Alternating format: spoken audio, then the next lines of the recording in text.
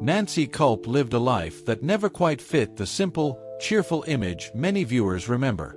Born on August 28, 1921, in Harrisburg, she was shaped early by discipline, intellect, and curiosity, traits that would quietly define everything she became. Long before Hollywood ever called, she was a serious student, earning a journalism degree from Florida State University, sharpening a voice that was precise, thoughtful, and unmistakably her own. But history had other plans. During World War II, she stepped away from writing and into service, joining the U.S. Navy Reserve as part of the Waves, rising to lieutenant junior grade. That experience didn't just shape her resume, it forged her resilience, her independence, and her refusal to be easily controlled. When she arrived in Hollywood after the war, she didn't chase fame the way many did. Studying under Max Reinhardt, she built her craft on intelligence rather than glamour, slowly carving out roles in films like Shane, The Three Faces of Eve, and The Parent Trap. But it was in 1962, with the Beverly Hillbillies, that she became unforgettable. As Miss Jane Hathaway, she brought wit, dignity, and quiet longing to a role that could have easily been reduced to a joke.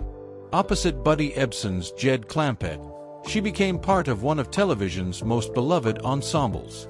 On screen, it felt like harmony. Off-screen, it was anything but. For decades, fans sensed it, something unspoken beneath the laughter. And in one of her final interviews, Culp confirmed it with a calm honesty that cut deeper than any scandal.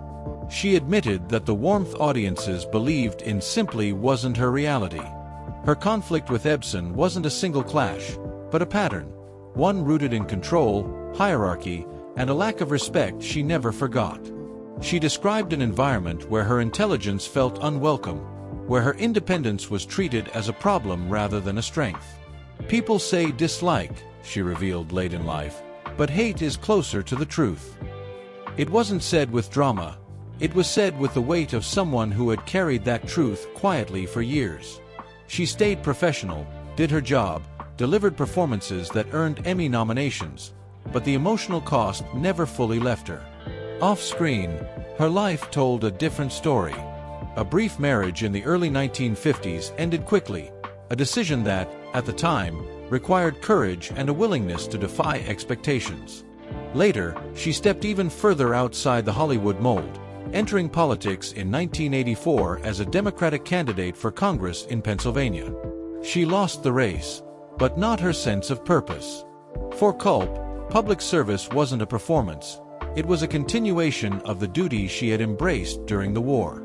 In her final years, the spotlight faded, replaced by something quieter and more personal. A lifelong smoker, she was diagnosed with cancer in 1990, facing it with the same composed strength that had defined her life.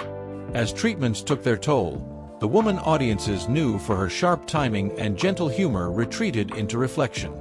On February 3, 1991, in Palm Desert, her story came to an end, not with fanfare, but with dignity.